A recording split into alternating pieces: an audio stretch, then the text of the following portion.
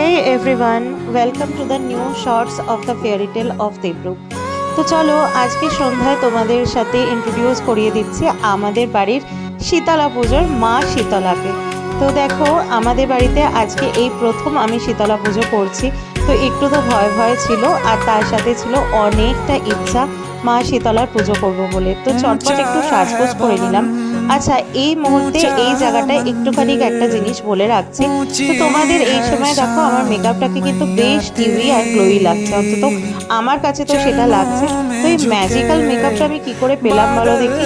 আমার হাতে দেখো একটা প্রোডাক্ট, এটা হচ্ছে রিকোডের সেটিং স্প্রে। খুব ভালো একটা ডিউই গ্লোই ফিনিশ দেয় আর তার সাথে সামারে কিন্তু একদম ফুল প্রোডাক্ট।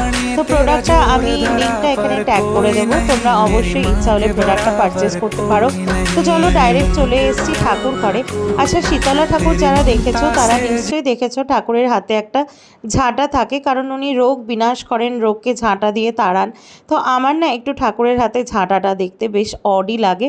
তো সেই জন্য আমি নিমের যে ডাল হয় সেটা দিয়েছি, আর এখানে একটা ভেষজ থালি দিয়েছি। দেখো অ্যালোভেরা, মধু, কর্পূর, তুলসী পাতা, নিম পাতা, হলুদ, দুধ দিয়ে, যেটা দিয়ে আর কি আয়ুর্বেদিক ওষুধ তৈরি হয়। তো এখানে আমি একটু পদ্মফুল ফুটিয়ে নিচ্ছিলাম, তার কারণ হচ্ছে মা শীতলা কিন্তু অবশ্যই মা দুর্গা বা দেবী পার্বতীর এক অবতার। তো জানো তো আমার হাতে তোমরা একটা কাগজ দেখতে পারছো, এখানে একটা মজার কথা বলি। তো যেহেতু প্রথমবার শীতলা পুজো করছি, আমার কাছে না ওনার কোনো বই নেই, আর আমি পাঁচালিটাও কিনতে ভুলে গেছিলাম। সো সেই জন্য কী করলাম, দুপুরবেলা তাড়াতাড়ি গুগল থেকে সমস্ত প্রিন্ট আউটগুলো, মানে প্রিন্ট আউট না, গুগল থেকে এই স্ক্রিনশটগুলো তুলে হাজব্যান্ডকে পাঠিয়ে দিলাম। ও ফেরার পথে প্রিন্ট আউট করে নিয়ে এসছে।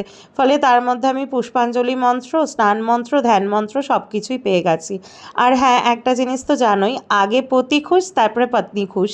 তো সবার আগে মহাদেবকে সেই জন্য পুজো করে নিয়েছিলাম। তো আশা করি আমাদের বাড়ির এই শীতলা পুজোটা তোমাদের দেখতে খুব ভালো লেগেছে।